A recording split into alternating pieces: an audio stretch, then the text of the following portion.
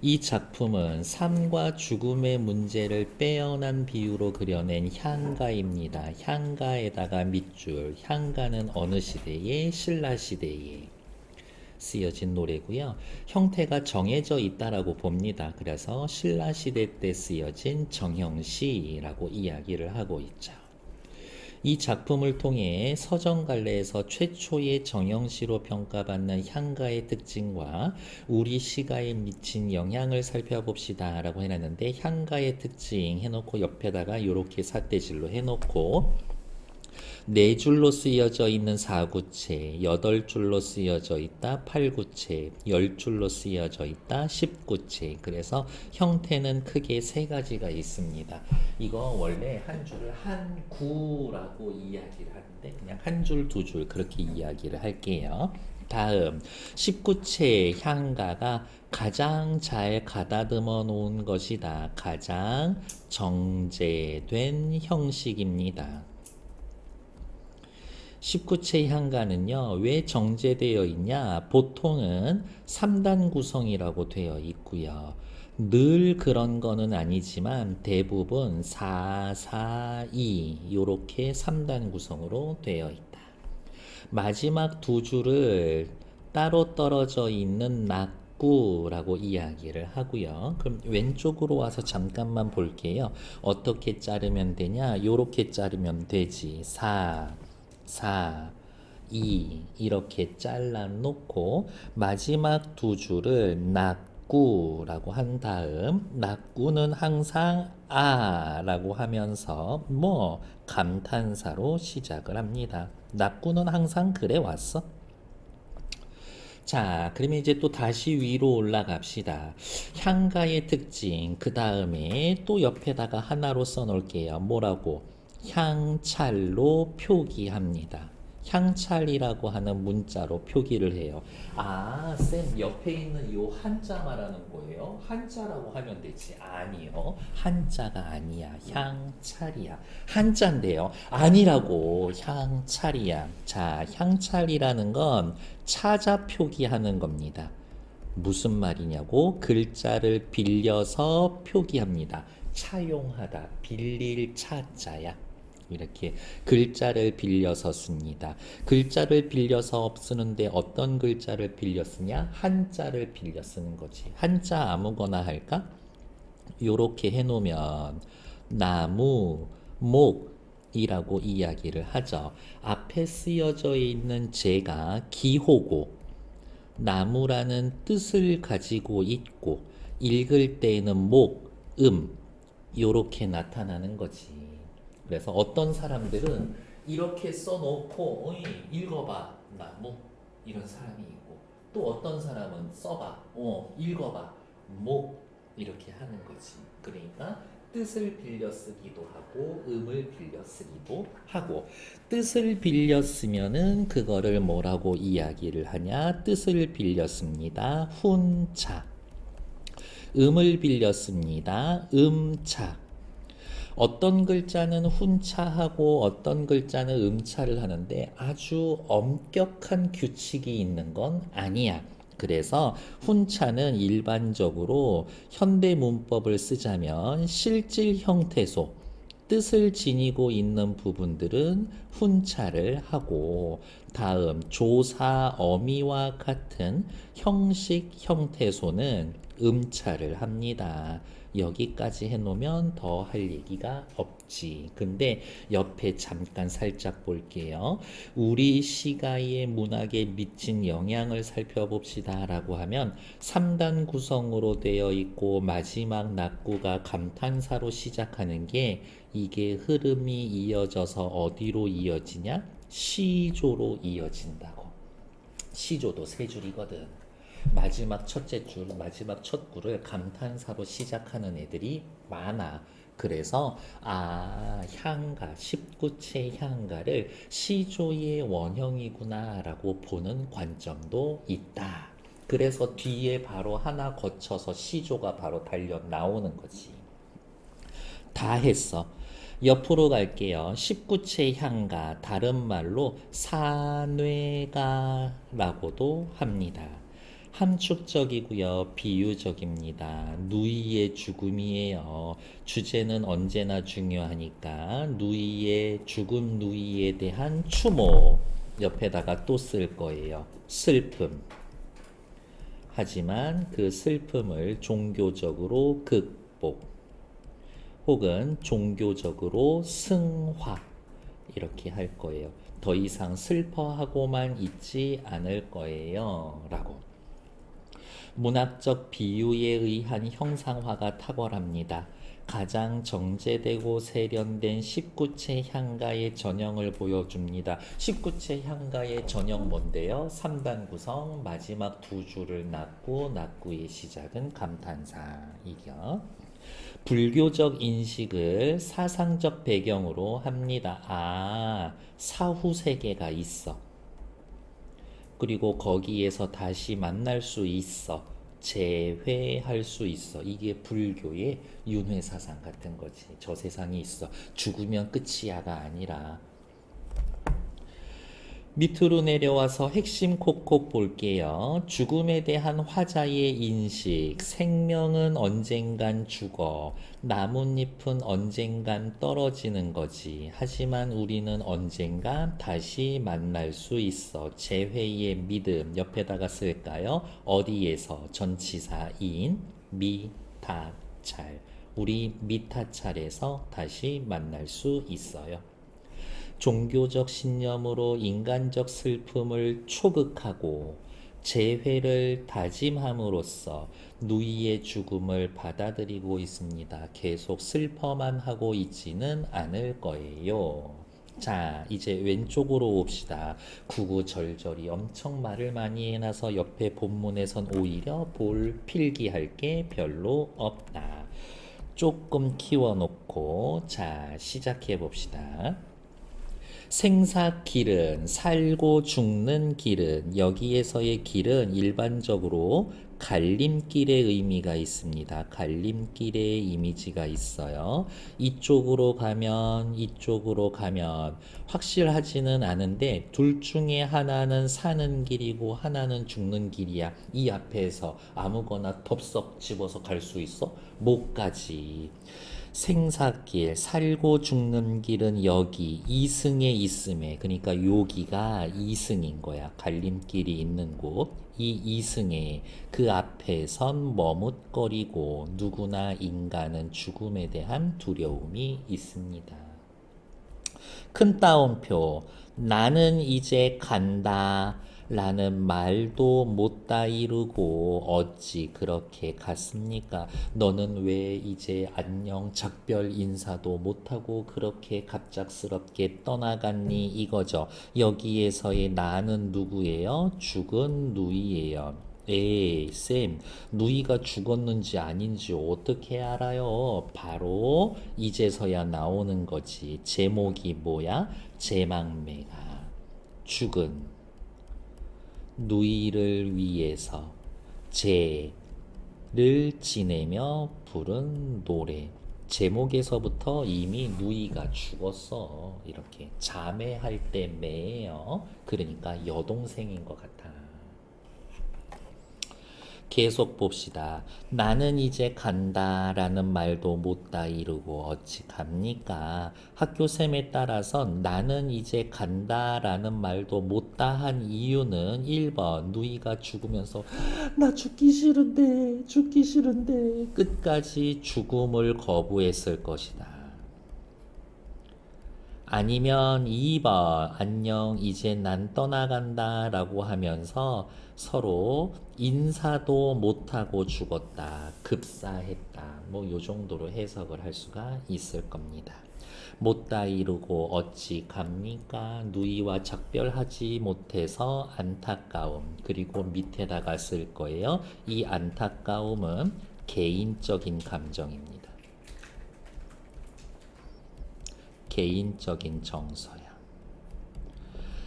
어느 가을 이른 바람에 이에저에 이리저리 떨어질 잎처럼 앞에 말을 넣읍시다. 너와 나는 한 가지에서 태어나고 그럼에도 불구하고 나는 내가 가는 곳이 어딘 줄 모르겠구나. 요 정도의 말이 좀 생략되어 있는 거지. 이제 또 의미를 찾으러 갑시다. 어느 가을 이른 바람에 가을에다가 역삼각형 왜냐라고 물어보시면 이때의 가을은 소멸, 죽음의 이미지를 가지고 있는 계절입니다.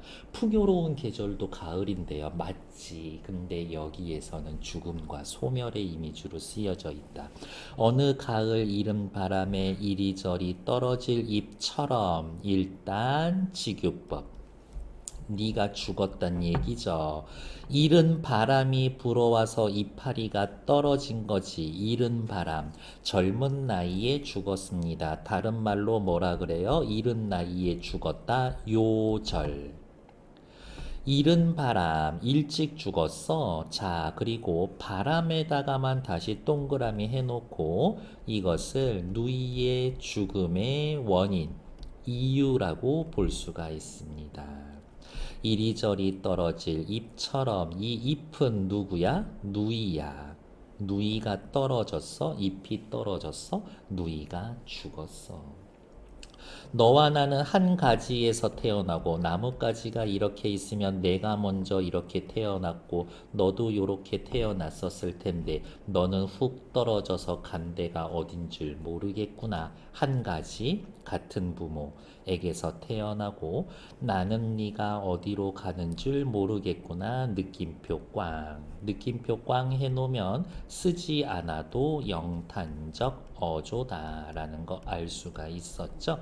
혈육의 죽음에서 느끼는 인간 운명의 허무함과 무상감. 인간 운명의 허무함과 무상감. 인간은 누구나 다 죽어. 근데 죽으면 어디로 가는지 몰라. 잘 봐.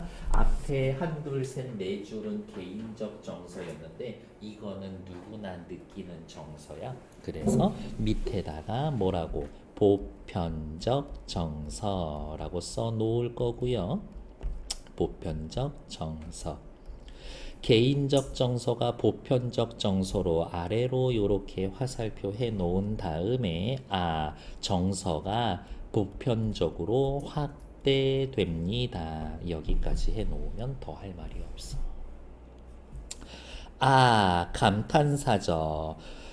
19체 향가에서 감탄사를 쓰는 이유는 시상을 집약합니다.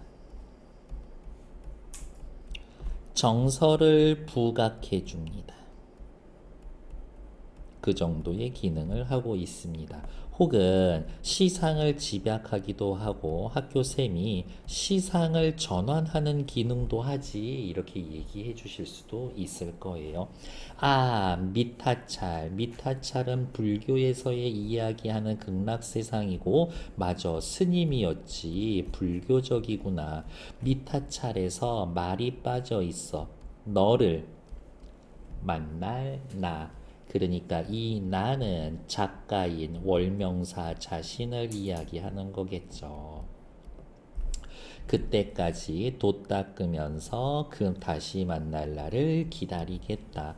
재회의 믿음, 슬픔의 극복, 종교적 믿음을 통한 극복, 저는 승화라는 말까지 써드렸었고 이렇게 슬프지만 슬퍼하고 있지만은 않겠다. 그 정도로 봐주시면 되겠지. 됐어요. 할 게 이제 더 이상 없어. 다음 페이지로 또 넘어갈게요. 문제 있다가 여러분들 좀 풀어보셔야 되겠지. 미리 말씀드리면 2번에 나와 있는 문제는요. 누이가 죽었습니다. 얘도. 그러니까 시작의 동기는 유사해. 그러니까 외부짐이 나오면은 그런 것들이 있어요. 정서가 유사한 것. 시적 동기, 시를 쓰게 된 동기가 유사한 것. 시적 화자의 태도가 유사한 것, 그런 것들 찾는 것. 누이가 죽었어? 슬퍼. 하지만 슬퍼하고 있지만은 않을 거야? 이겨낼 거야? 거기까지 확인해 놓으면 된다. 라는 것들 문제 풀면서 보는 거죠. 다음 페이지. 정리해 봅시다. 역시 복습은 중요하지. 다음 화자가 처한 상황을 고려하여 내용의 다음 표를 써봅시다. 4, 4, 이 3단 구성으로 되어 있고요. 누이가 죽어서 안타까워요. 중간 부분을 인간이라는 건 허무하고 인생무상 느끼고 하지만 우리 다시 만날 거야 재회의 소망 옆에다가 하나 더 누이의 죽음으로 인한 슬픔 극복 의지까지 써놓으면 더 좋지. 밑에 나와 있는 시어의 의미에 대해서 확인하세요 라는 것들은 물어볼 만한 건 이른 바람 이른 바람 떨어질 잎 한 가지 뭐 요 정도 있구나 라는 것 확인. 또 밑으로 내려와서 월명사가 죽은 누이를 위해 제를 지내면서 제망매가를 지어서 추모했는데 갑자기 돈이 불어서 바람이 불어 종이돈 지전을 서쪽으로 사라지게 했다. 이 제사가 먹혔구나. 우리 누이 좋은 데 갔겠구나 라고 생각. 오른쪽 위로 올라오죠. 생사길은 여기에 있음에 여기는 이승이고 미타찰에서 만날 나 저승 극락세계 그리고 누이와의 재회의 장소. 미타찰에서 만날라 돛 닦으면서 기다리겠노라. 어디가 있어? 죽음으로 인한 슬픔을 불교적 믿음으로 극복 승화하면서 수용하고 있다. 여기 잘 봐. 누이의 죽음을 거부하거나 부정하는 거 아니야. 수용하는 거야. 거기까지. 밑으로 내려갑시다. 향가는 음과 훈을 빌려 우리말을 표기했습니다. 음을 빌리면 음차, 훈, 뜻을 빌리면 훈차. 이처럼 향가는 우리말로 우리 고유의 정서를 표기했던 잘 봐. 시가 문학이야. 노래야, 노래.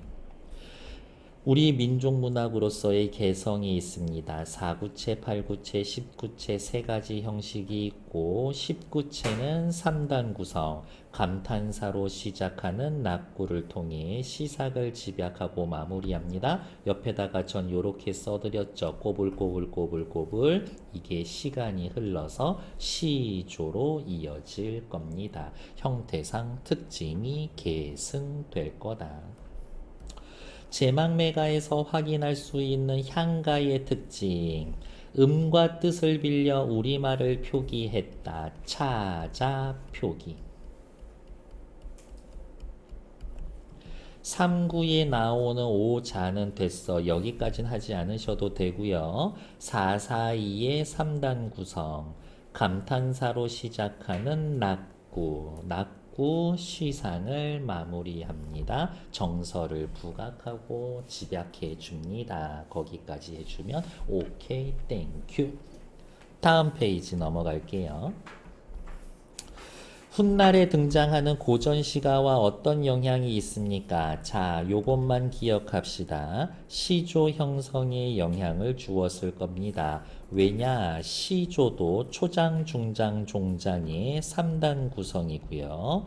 마지막 셋째 줄 뭐라고? 종장. 종장의 시작이 감탄사로 종장의 시작이 감탄사로 시작되는 경우 많이 있으니까요. 그 정도까지 쓰면은 끝. 이렇게. 준이 잘 안 보이니 글씨를 좀 더 잘 써줄까? 그건 당장은 안 되는데 어떡하지? 이렇게. 고구려의 유리왕이 지었다고 알려지는 황조가입니다. 한역시가예요. 황조가와 제망매가를 비교해 봅시다. 유리왕 3년 7월 골천에 별궁을 지었죠. 10월에 왕비 송씨가 돌아가시니 왕이 다시 두 여자를 맞아 후실로 삼았는데 하나는 화희라는 골천 사람이고 하나는 치희라고 하는 한나라 사람입니다. 그러니까 얘는 따지면 우리나라 사람. 얘는 중국 사람이야. 이 두 여자는 서로 다투어 사이가 좋지 못했으므로 왕은 양공에 동서 두 궁전을 지어서 살게 했었다. 너네 얼굴 마주치지 마. 한 번은 왕이 기산으로 사냥 나가 7일 동안 돌아오지 않았는데 두 여자가 다투었지. 화희가 치희를 공격합니다. 너는 한나라 집안의 종으로 첩이되었는데 무례함이 어찌 이와 같은가? 라고 했다. 이건 중국 노예가 노비가 치희는 부끄럽고 분함을 참지 못하여 집으로 돌아가 버렸고 그 소문을 듣고 말을 달려 쫓아갔으나 오빠 잘할게. 그냥 가자. 됐거든. 안 갈 거야. 치희는 화를 내고 돌아오지 않았다. 일찍이 나무 밑에서 쉬다가 꾀꼬리가 모여 정답게 날고 있는 걸 보고 느끼는 바가 있어서 다음과 같은 노래를 불렀습니다. 자, 선경후정이라고 되어 있는데 무슨 뜻이에요? 선경, 시의 앞부분에는 배경, 후정, 그 배경에서의 느껴지는 정서는 뒷부분에서 이야기합니다. 그게 선경후정.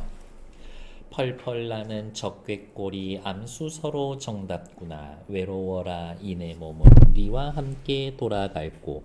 꾀꼬리는 정다워. 하지만 나는 외로워. 꾀꼬리랑 나랑 어때? 완전 달라. 그래서 꾀꼬리와 나는 달라 대조. 하지만 가만히 있어도 외로운데 꾀꼬리 때문에 더 외로워졌지. 꾀꼬리 객관적 상관물. 외로워라 하면서 정서를 직접 드러내고 있고요. 네와 함께 돌아갈고 라고 물어보지만 같이 돌아갈 사람 있어 없어? 없지. 아, 서리법도 쓰여져 있구나 라고 확인. 외워두실 포인트는요. 요 정도예요. 선경후정, 객관적 상관물, 대조. 요 정도는 꼭 외워주시자라는 것들. 요 시에선 요런 게 중요하다는 거지. 오른쪽 위로 올라가서 살펴볼게요. 황조가는 자연물을 빌려서 우의적으로 표현했고 제망매가는 삶과 죽음의 문제를 자연물에 비유했고요. 황조가는 외로움과 슬픔의 정서만 있고 제망매가는 무상감, 종교적 믿음이 하나 더 있습니다. 황조가는요, 밑으로 내려올게요. 객관적 상관물, 꾀꼬리. 그러면 시험 문제는 그거라고. 꾀꼬리 밑줄 그어놓고 같은 거 찾기. 어떻게 찾아요? 시적 화자의 정서를 찾고 그거와 반대되는 애들이 있는가? 그거 찾으시면 된다. 밑으로 내려오고 그 다음에 이런 설도 있어요. 이 화희의 화자가 벼화자야. 치희의 치는 꿩치자야. 그래서 고구려가 당시에 사냥 수렵 사회에서 농업 사회로 전환되는 시기입니다. 그렇게 해석하기도 합니다. 이렇게. 밑에 딱히 5번은 하지 않으셔도 될 것 같고요. 다음 페이지. 자, 펜만 드시면 됩니다. 밑줄만 그을 거니까요. 어디 그을까? 죽은 누이를 위해 제를 올린다. 19채 향가. 인생의 허물 종교적으로 승화. 간결한 형식. 비유를 엄청 많이 썼습니다. 세 부분 3단 구성 나눌 수가 있고요. 1단계는 개인적인 안타까움. 두 번째 부분에서는 인간 운명에 대한 무상감. 마지막 끝에 두 줄에서는 슬픔과 죽음에 대한 허물을 다시 만나는 불교적 세계관으로 승화. 그래서 엄청 수준 높은 시입니다. 끝. 다음 향찰에 대해선 제가 간단하게 말씀드렸지만 한자의 음과 훈으로 우리말을 표기합니다. 우리말 어순이나 문법 요소를 사용해서 주체적으로 나타냅니다. 무슨 말이냐면 여기 문법 요소 한자에는 없는 조사, 어미 한자에는 없는데 조사, 어미도 표현이 가능했다 라는 말이 중요합니다. 향찰 표기에 사용되는 한자는 뜻을 빌리는 훈독, 음독, 일반적으로 여기 제가 써드린 건 이거죠. 실질 형태소는 훈독, 형식 형태소, 문법 형태소는 음독 이렇게 이야기를 합니다. 밑에 나와 있는 길은 됐고 됐어. 옆에 것도 좀 읽어보시면 될 것 같고요. 반복되는 이야기였죠. 밑에 이미지 쇽쇽 한번 얘네도 읽어보시면 되겠고요. 오케이. 딱 1분 30초 드릴 테니까 요 페이지 한 번만 여기 곱살이까지 천천히 읽어보시면 될 것 같습니다. 1분 30초만 드리도록 할게요.